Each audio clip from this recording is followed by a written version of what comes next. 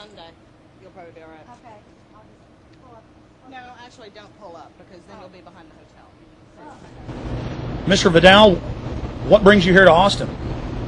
Well, a book festival brings me here to Boston. To Austin. Sounding like Jack Kennedy and Lyndon Johnson, Austin and Boston. They both used to say in harmony. Tell us about your new book. Well, it's called Point-to-Point Navigation. I was first mate of an army boat in the Second World War in the Aleutian Islands.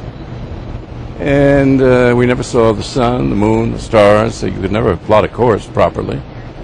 So we did what was called point-to-point navigation. You just learn the landscape and hope that you wouldn't hit one of the rocks or reefs along the way.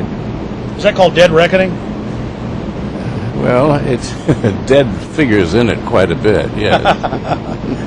Sir, on the radio we had a chance to talk a little bit about the Military Commissions Act, known as the Torture Bill. Can you give us your perspective historically, being somewhat of a historian on that? Well, it is as foul as a great deal of other legislation which has been coming out of the White House, which, as it removes our Bill of Rights, is creating a kind of Bill of Wrongs, that the U.S. can now do to other people. Like renditioning people we don't like. We kidnap them, send them to another country, hold them in prisons. We can put them on trial, even if they don't have a lawyer. We can execute them. These are powers that have never been even thought of before by earlier attorneys general and presidents. And it's very scary that it all passes by so simply. Everybody sort of yawns. Well, we've got to move on, we've got to move on. Well, we've moved on into hell. And that is what has happened to the Republic of the United States. Can you speak to due process? You talked about your grandfather.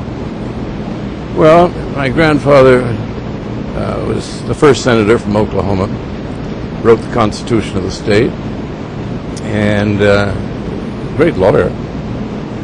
But he always said, I was brought up by him in Washington, and he always said the basis of this country, there's only one basis. It's very simple. It's 3 words. Due process of law. You cannot deprive somebody of liberty. You can't deprive him of his money. You can't deprive him of his life without there being due process of law. Now, this weird Attorney General and this even weirder President have decided that as Commander-in-Chief, the President has certain inherent powers. Well, I'm here to tell you and your listeners there are no inherent powers at all that accrue to the President of the United States. He has enumerated powers which are listed in the Constitution itself, and it takes about 5 minutes to read them, and that's that.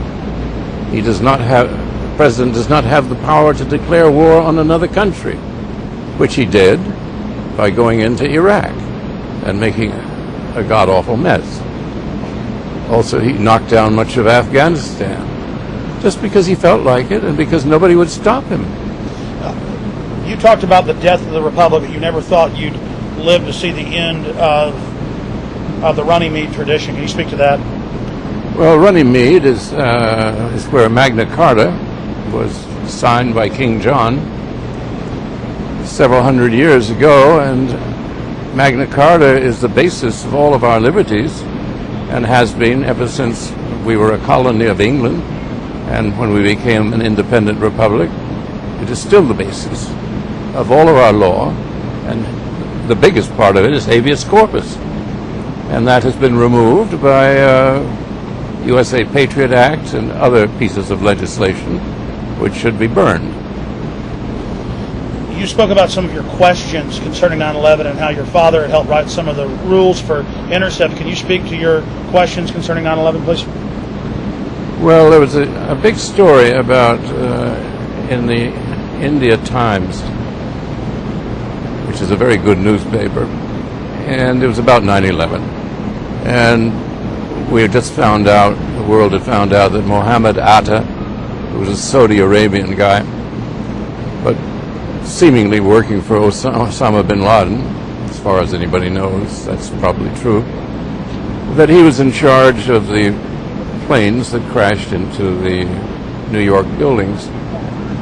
Well, the story is really more complicated. What struck me immediately, my father was director of air commerce under Franklin Roosevelt. My father, who was been one of the original Army Air Force flyers in World War I, he had put in a lot of sort of safety things. In the event of a hijacking of a passenger liner or any plane that they knew about, that fighter planes would be scrambled, that is, sent up into air immediately within minutes in order to force the plane down, to change course, shoot it down if you had to. And you don't need orders from the president, the vice president, or anybody else. That's the law. Well, they didn't go up after 9/11. Everybody knew what had happened, and the planes were still on their way to Washington to hit the Pentagon, when suddenly from Otis Air Base comes one fighter plane. Otis Air Base is in Massachusetts. Might just as well have been in Canada. That was the only fighter plane which, according to law, they all should have been up there, and not one went up. Well, that could only happen if somebody had told them to stand down, not to respond to what was, after all, their sworn duty. That's the Times of India broke the story, and then that well-known radical rag, the Wall Street Journal, also wrote about it. I thought by then places like the New York Times would have waked up, but the New York Times is incapable of waking up to anything important. And then last question, sir, can you speak to election fraud in the book that you worked with a congressman on concerning election fraud? Oh, John Conyers, who's a congressman from Detroit, he went up he's the ranking Democrat of the Judiciary Committee of the House, and he'll be head of the committee should the Democrats take back Congress. He went up with a team of researchers to Ohio not long after the election, and they went all around the state, and they interviewed everybody. They found many, many cases of particularly electronic machinery that had been hacked in order to reverse votes. And they made a book out of it. I wrote the preface to the book. It's very persuasive about what happened. The New York Times would not review the book or mention it, nor would the Washington Post review or mention it. As far as I know, the only well-known paper in the country was the Boston Globe that gave it a tiny review.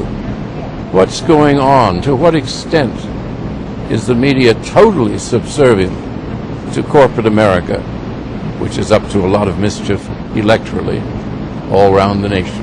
Is President Bush, we know he's announcing the powers of dictators. Can you just briefly speak to that and what it means to have someone announcing the powers of dictatorship, and where you think this country's going? Well, it's going over the cliff. That's very clear. I think what we can't endure much longer is the emptying of the Treasury. It's trillions of dollars now have gone for these two insane wars in the Middle East. And that money isn't going to come back. The people killed are not going to come back. It's going to take a generation at least of very, very good luck to get back to where we were before 9/11 and the Bush coup d'etat. In closing, Mr. Vidal, do you have hope for America, people starting to rouse and wake up? And can you specifically speak to Bush attempting, his quote about it'd be better if this was a dictatorship? Well, I think he thought he was making a joke. And certainly he is a joke, but he's a very sinister joke who's caused a lot of trouble. How much is an individual a product of their society and their government, and how does one keep from being a product of your society and government? Well, you are who you are. You are what you know. Right. What you know is all important.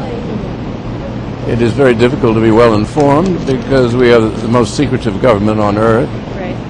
And if you want to find out what's going on in the U.S., read the foreign press. I learn a great many things that I'll never find in the New York Times, Right. which is a company paper. Right. impressive in August that it would take 2 to 3 generations from now for the U.S. to return to the way it was 20 years ago in terms of laws and, government, and personal freedom of the individual. What did you mean by that? I meant exactly what I said. Look, you don't throw away the Bill of Rights of a country like this, which has nothing else to cling to. The Bill of Rights is the United States. It is the Republic. It is the formula, the secret formula. Throw that out, and you don't have a country. We now see, we have presidents that don't get elected anymore, and nobody seems to bother much, but they should start bothering. You're also multiple times quoted as saying that Americans are familiar enough with their history, and what do you recommend to Americans? Because in order to maybe learn more about their history, how do you encourage Americans to do so in this? Go to the library. Learn how to read. This is a curious country, We have more good writers than we've got good readers. How do you create an environment that encourages people to learn about their history, or is that on the person themselves? Well, if they don't have the curiosity, they're never going to have it. So. Tiberius, when he became emperor, the Senate sent him a message saying that whatever he wanted enacted would become law. Right. And he sent it back to them. He said, "Don't be stupid." He said, "Suppose the emperor has gone mad. Suppose he's ill. Right. Suppose he's been replaced secretly. You can't give such powers."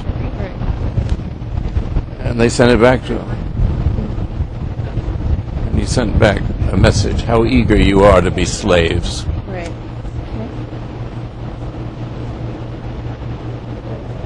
But the people are starting to fight slavery, aren't they? Magari, as we say in Italy. What would you recommend to young people nowadays in order to keep themselves from being slaves?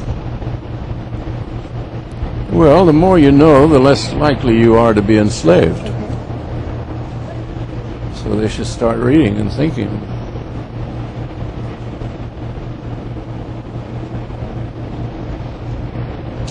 Are young people nowadays slaves, do you feel?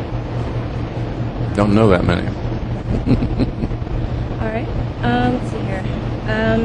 This is the Texas Book Festival, and it was founded by Laura Bush. You do have an opinion of the Bush administration, and I was just wondering, did you feel any conflicts coming here, or? No, I separate her from the administration.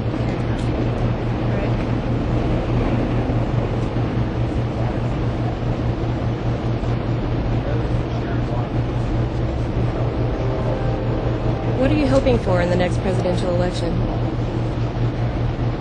Well, anything to get rid of this regime. That's mandatory. I am not one of those people who believes everything will be all right if we can just get a nice man or a nice woman in the White House. It doesn't work like that. What's wrong is systemic. We need a lot more thought about our arrangements electorally and intellectually. So,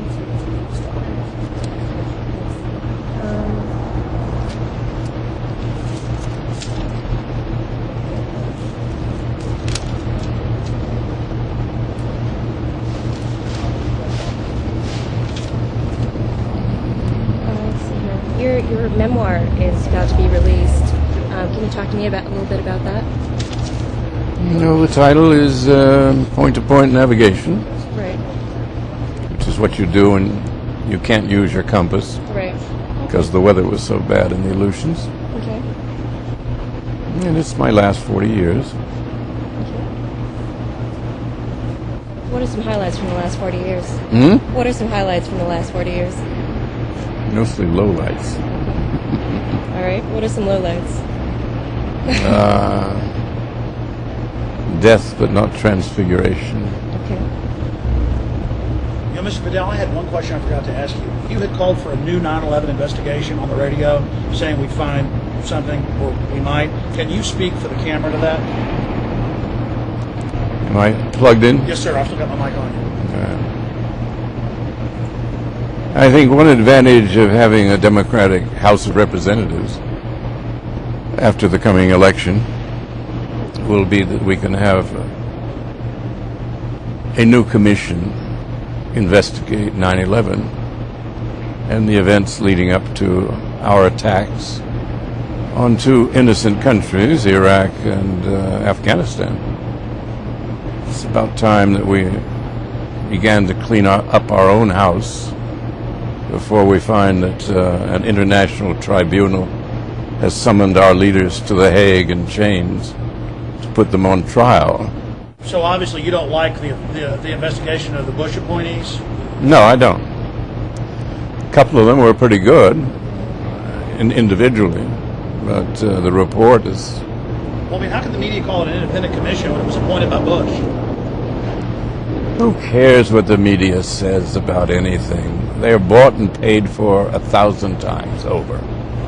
They couldn't tell the truth if they could find it. But they are losing their market share to the alternative media.